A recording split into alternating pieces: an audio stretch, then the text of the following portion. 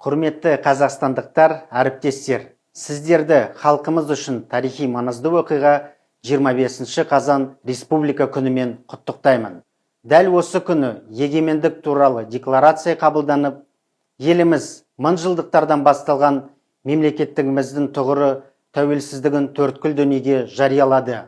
Осы айтулы датаға орай ұйымдастырылып отырған "Менің республикам, менің мақтанышым" атты челленджге Ұлттық экономика министрлігі де өзіндік үлесін қосады.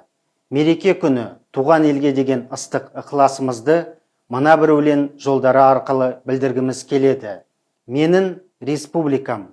Сырбай Мауленов. Тауды көрсен, көзіменен таласқан, аспан көрсен, аймен күнге жол ашқан. Менің байтақ республикам таулары, менің көгім мөлдіреген көк аспан. Баршаңызға Республика күнімен тағы да бір мәрте құттықтай отырып, челлендж кезегін Бәйтерек ұлттық басқарушы холдингіне жолдаймын.